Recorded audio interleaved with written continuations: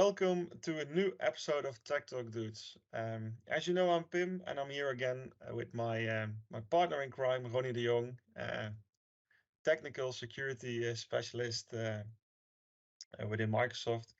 And today we're going to talk about a nice security feature where Ronnie is, and me as well, by the way, but Ronnie is particularly very excited on.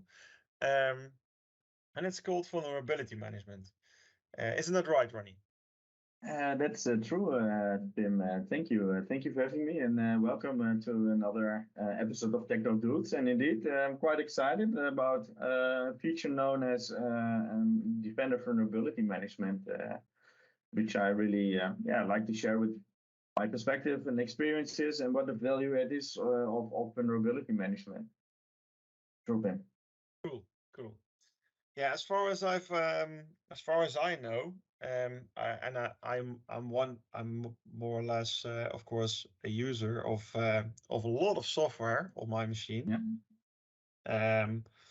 But those software can, of course, contain lots of vulnerabilities, and each week, and day in and day out, new vulnerabilities are discovered within that software, and that's actually from an admin point of view, that's of course and a security risk within your environment. So I'm wondering, what can vulnerability management offer us to make sure that those kind of that we get the right insights, and what are the options for us to to prevent those kind of things from happening?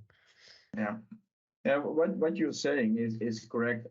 We are using software. We are using our operating systems, which also sometimes contains vulnerabilities, and these vulnerabilities can be exploited. So these can be an opening on your surface attack, and can be exploited. And that's the importance why you need to fix these kind of vulnerabilities. And that also brings me to the brilliant basics about security, is to make sure that get current and stay current. And that's a constantly process. Once you all Patch Tuesday, patching your operating systems. It's not only because of new features are introduced. No, it's fixing these vulnerabilities which might potentially being exploited. Some vulnerabilities are not that severe or not have been exploited yet. So there is a kind of importance. That's also the risk-based prioritization, which vulnerabilities are forming a big risk. But because it's an infinite game. We are not solving this. We need to manage it, and we need to manage it in a most efficient way, because no one is waiting for patch management or updating applications for fun.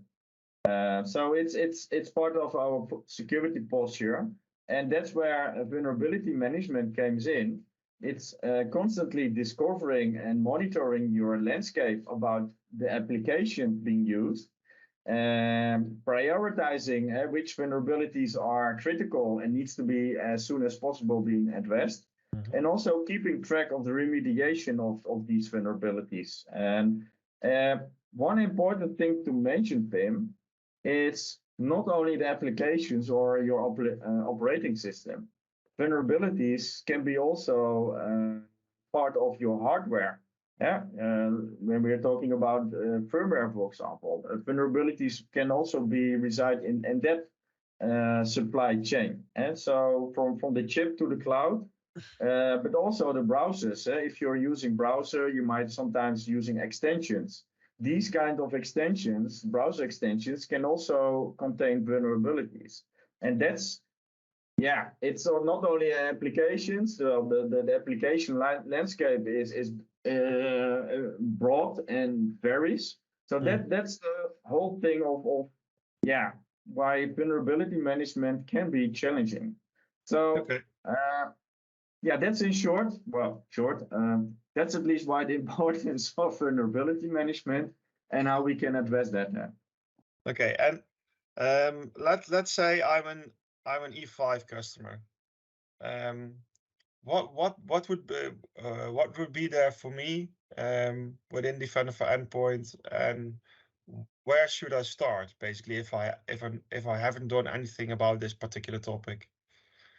Well, not necessarily if you're an E5 customer, but in general, if you're using Microsoft Security or the Microsoft Defender portal, this interface might seem familiar to you. And it starts with the assessment. It starts with the software inventory.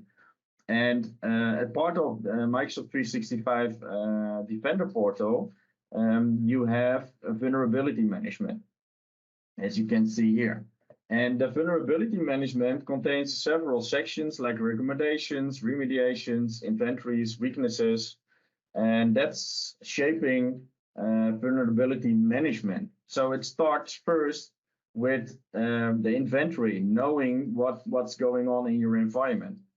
And by default, if you're using Defender for Endpoint, software will be inventoried. So for every device, let's take a device here as an example, which we prepared for this session. This is a server, and you will see here the operating system, the information, but also the software inventory. So this gives us insights of what has been installed on this box. And you see Google, Chrome, Internet Explorer, you see which versions, and you see also whether it contains a threat, a real-time threat, or there is an exploit being known. And you can also make a distinction whether it's an exploit known or is it also being exploited. So that gives you also input to prioritize. Well, in this example, we see Chrome, which is an outdated version of the browser. And that comes with a risk here. So that is from a single box from an endpoint or a device. But we want to know this from our entire landscape, right? From our entire organization. So going back to the vulnerability management section, what you see here are the recommendations. It's a collection of recommendations. And when we are selecting a remediation type, for example, about software updates, then we will see the applications which needs an update because they're contained vulnerabilities. So this is the Chrome in a version we showed over the device axle. And here you'll see the impact for my organization. And you'll see here the exposed devices. Well, it's only one device where a vulnerable version of Chrome has been installed. You'll see the related threats, the CVEs, and these are already being scored. And that's also making sure the severity of this vulnerability. For knowing, you will see here the CVEs related to it, the exposed devices, where the Chrome has been installed. And the most important thing here is how to remediate it. And that's what we are now can do with request remediation. And you'll see here remediation required and mitigation supported. So what does that mean? Here I can scope for my organization whether the remediation is limited to certain devices or it should apply to all my devices. Well, the latter is applicable, and I can also select the remediation options available. Ideally, you'll update your applications or software, which is recommended, or you could even uninstall the application or paying attention in a different way. Well, let's following the recommended path. We can also integrate with Intune. So this will raise a task within Intune, which can be executed by the IT admins and making sure that the Chrome will be updated with the latest version, which is addressing this vulnerability. So let's give them a week. Well, let's say it's a medium risk. And here you can also give some explanation about make sure this version Is being updated. Is updated, indeed. So the next thing, when it comes to mitigation, prevention is always better than cure. Here you can also select the degree of mitigation, and you can leave it as it is, and then it's an IT party, because then IT will take care. But you can also include the end user and make sure that the user is aware of they are using a vulnerable application by sending the end user a message. Or if it's really vulnerable application with high risk, then we can even block. So here you can find the right balance between security and productivity. Because if we are blocking every system, then it will doing short on your productivity. So there is always a right balance here. And for this example, I created already a mitigation action for Chrome. And that results actually to the remediation tab. Here we can see this is an activity that has been raised before. It's also automatically giving you the latest available information of this application available, including some metadata. And you will see here also the mitigations that we defined before. In this case, I selected the block action. And that results actually in an indicator being added. So you have the indicators of compromise.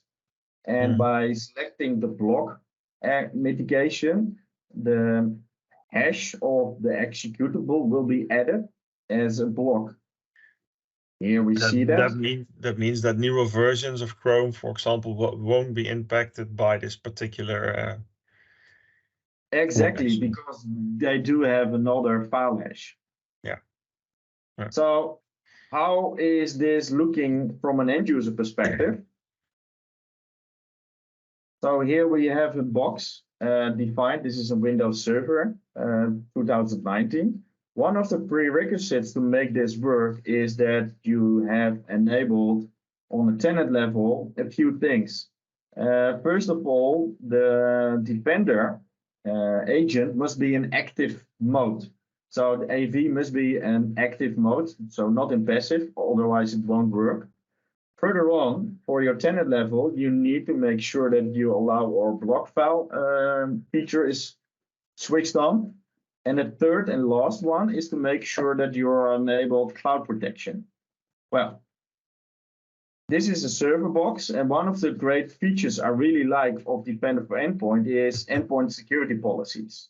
So by default, in Intune, for example, you're not able to manage servers. But by using Defender for Endpoint, you have an additional management channel. So you can also create Intune policies or security configuration policies, which you can apply to servers, which result in that we address these prerequisites I mentioned. So now we're all good. I have here the server with the vulnerable Chrome version.